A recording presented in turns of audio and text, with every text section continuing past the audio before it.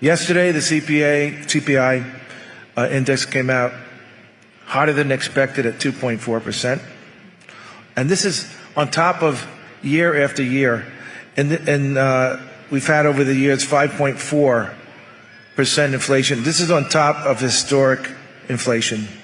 Overall prices are up to 20.5%. But let me tell you, I'll steal a phrase from Mr. President, that's fake news. For Goya, it's up more like 50%. We will go out to buy cans. We do a lot of canning. Come to Brookshire, Texas, and we'll show you how we can at 2,000 cans a minute. Very efficient factory. Cans went up 64%. Transportation, ever since the Harris-Biden war on fossil fuels, day one, the Green New scam, the pulling out of Afghanistan, we showed so much weakness, they invaded Ukraine. Ukraine is a breadbasket for Europe and Northern Africa. They have wheat, 30% of the world's wheat, 20% of the world's corn, 50% of the world's fertilizer. It tripled the cost of fertilizer. What does that do to our crops over here? It goes way up. What's important to me is your proposal on the no tax and overtime. I work in the trade show industry here in Las Vegas.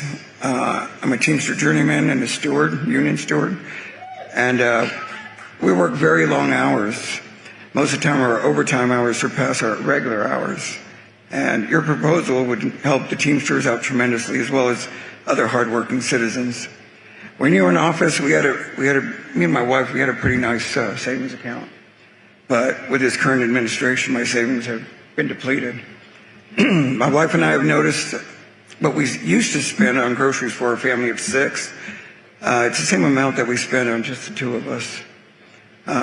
We're empty nesters, and we're proud of all our adult children. They've all moved out, and all of our children have roommates. They're unable to afford even renting on their own, not to mention buying a home. Right. I remember when you were in office, the economy was booming. I knew a lot of people that were able to come out from underneath the government's thumb. I was able to introduce my friends to our real estate agent, and they were able to achieve the American dream. They were able to buy a home. Life was good when you were in office, and you didn't hear people yelling, defund the police. We had safe communities. Our country was safe.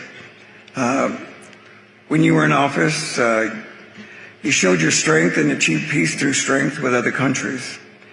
Your leadership trickled down into our communities, and we respected authority in one another.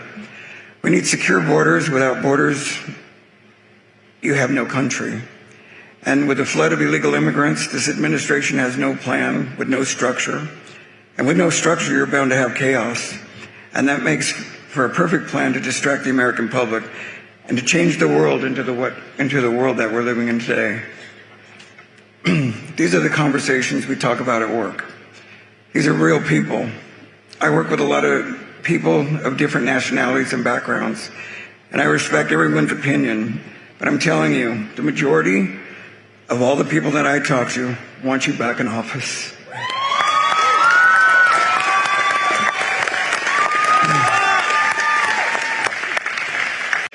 She caused a tremendous inflation, $29,000 per family. Kamala launched a massive IRS initiative to take more tip money away. No tax, right, on tips. And that was a big deal. And then she goes out a few weeks later, maybe a few months later, and she said, I have a surprise for you, no tax on tips. We sent her a MAGA cap. But she won't, remember, she won't be able to do it. Just like they were unable to fulfill, for 4 years, they said, we're going to cut the tuition, the debt on colleges and schools and all of this. We're going to cut the debt, student loans. We're going to cut them. We're going to give you. It failed. I mean, all that work, all that talk, it was all for nothing. It failed. And, a lot of people had hopes, and it failed because they don't get done what they're supposed to get done. They get done nothing good for the country. The only thing they're successful at is wasting money on the Green New scam. And